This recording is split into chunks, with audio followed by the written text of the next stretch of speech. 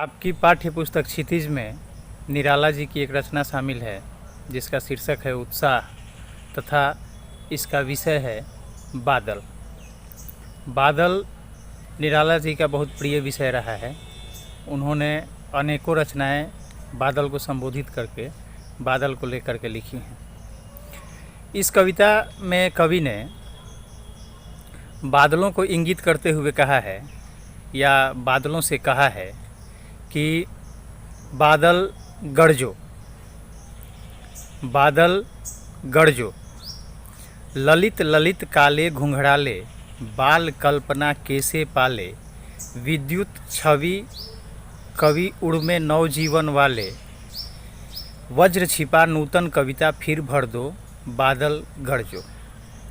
विकल विकल उन्मंथे उन्मन, विश्व के निदाध से सकल जन, आए अज्ञात दिशा से अनंत घन, तप्त धरा जल से फिर शीतल कर दो, बादल गरजो। पहले तो मैं इस कविता में प्रयुक्त कुछ शब्दों के अर्थ आपको बता दूं। जैसे धाराधर और घन बादल का पर्याय है। वज्र का मतलब कठोर होता है, विद्युत यानी बिजली, उन्मन उदास, निदाध बहुत अधिक गर्मी, तप्त तपती हुई, जलती हुई। आगे जहाँ तक मैं समझता हूँ बाकी शब्दों के अर्थ आपको पता होने चाहिए। इसमें सबसे पहले कहा गया है बादल गरजो, यानी बादल को गरजने के लिए कहा जा रहा है। ललित ललित काले घुंघराले, बाल कल्पना कैसे पाले। बादलों का रंग काला होता है, आकाश में टेढ़े मेढ़े दिखते हैं, जैसे बाल घुंघराले होते हैं, इस तरीके से बादल हमको आकाश में दिखते हैं। विद्युत छवि कवि उड़मे नवजीवन वाले। अब साहित्यकारों को इंगित करते हुए कवि कहते हैं कि आपकी छवि जो है वह बादलों जैसी है और आपके उड़ में भी अर्थात आपके हृदय में भी बादलों जैसी बिजली है। विद्युत छवि कवि उड़मे नवजीवन वाले, वज्र छिपा नूतन कविता फिर भर दो। यानी आप ऐसी रचनाएं समाज को दें, लोगों के सामने रखें जिसमें विद्युत की छवि हो, बिजली सी चमक हो और वह लोगों के हृदय में एक प्रकाश की रेखा फैला जाए।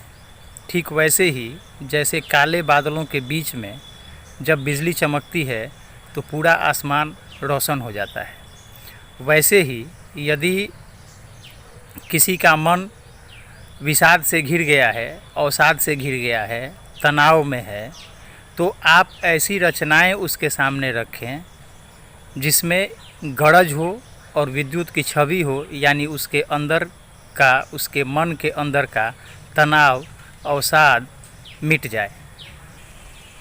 आगे कवि कहते हैं विकल विकल उन्मन थे उन्मन, विश्व के निदाध के सकल जन, आए अज्ञात दिशा से अनंत घन, तप्त धरा जल से फिर शीतल कर दो, बादल गरजो। यानी गर्मी से विश्व के सारे जीव जंतु, पेड़ पौधे, धरती पर जो अपना जीवन यापन करते हैं, सब के सब बेचैन हैं। विकल विकल उन्मन थे उन्मन, विश्व के निदाध के सकल जन, आए अज्ञात दिशा से अनंत घन। ऐसे में किसी अज्ञात दिशा से बादल आसमान पर आते हैं, आसमान में छाते हैं और तप्त धरा जल से फिर शीतल कर दो। और जब बादल बरसते हैं, बारिश की बूंदें धरती पर पड़ती है, तो बारिश की बूंदों के साथ ही वो सारी बेचैनी, वो सारी गर्मी, वो सारे अवसाद मिट जाते हैं। वैसे ही यदि रचनाकार, साहित्यकार अपने रचनाओं की झड़ी लगाएं, अपनी कलम से लोगों के सामने कुछ ऐसा रखें जो उनके मन को हल्का करने वाला हो। देखिए, हमारा भारत जो है वह कृषि प्रधान देश है और यहाँ की कृषि को कहा जाता है कि भारतीय कृषि मानसून के साथ जुआ है। आपने पढ़ा होगा, आपको ये बातें सुनने को मिली होंगी। तो बादलों को देख करके एक नई आशा का संचार होता है। वैसे लोग जिनकी जीविका आज भी कृषि कार्यों पर ही निर्भर है, और ऐसे लोगों की आबादी हमारे यहाँ, जहाँ तक मैं समझता हूँ, अभी भी 60 से 70% है। तो ये लोग टकटकी लगा करके आसमान की तरफ देखते रहते हैं, और जैसे ही उनको बादल दिखते हैं, सिर्फ बादलों के दिखने भर से उनके मन में एक नई आशा का संचार हो जाता है। और धरती पर मानो कि बादलों के बरसने से एक नई क्रांति आती है। चारों तरफ की धरती जो सूखी रहती है, जीव जंतु बेचैन रहते हैं, सब के मन में एक नई ताजगी आ जाती है। पेड़ पौधे फिर से लहलहाने लगते हैं, उनको नया जीवन मिल जाता है। और यह सब कुछ संभव हो पाता है आसमान पर बादलों के छाने से, तथा धरती पर उनकी बूंदों से, उनके बरसने से।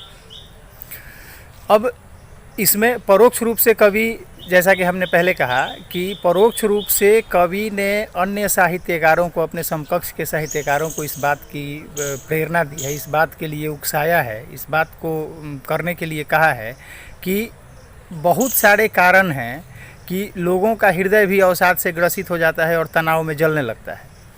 तो आप उन लोगों के सामने साहित्य के माध्यम से कुछ ऐसा रखें जिससे उनके मन का वो तनाव, उनके मन की वो पीड़ा दूर हो, और उनके हृदय में भी नई क्रांति करने का जज्बा जगे। उनके अंदर की इच्छाएं जो मर चुकी हैं या सूख चुकी हैं, वो फिर से लहलहाने लगे और वह अपने जीवन में पुनः सफल हो जाएं। इस लिहाज से हम कह सकते हैं कि इस कविता में कवि ने बादलों को माध्यम बना करके, बादलों को प्रतीक के रूप में इस्तेमाल करके अपने समकक्ष साहित्यकारों को जगाने का काम किया है। एक तरीके से उनका आह्वान किया है। बादलों का आह्वान किया गया है और साहित्यकारों का आह्वान किया गया है। आपने सुना, विद्युत छवि कवि उड़मे नव जीवन वाले, तो इसलिए इस कविता को आह्वान गीत भी कहा जाता है। आगे निराला जी की एक और रचना आपकी पाठ्य पुस्तक में शामिल है, जिसका शीर्षक है अट नहीं रही है। तो उस कविता में थोड़ा सा बता देते हैं। उस कविता में कवि ने फागुन की सुंदरता का चित्रण किया है, तो उसकी चर्चा हम लोग विस्तार से अपने अगले विजुअल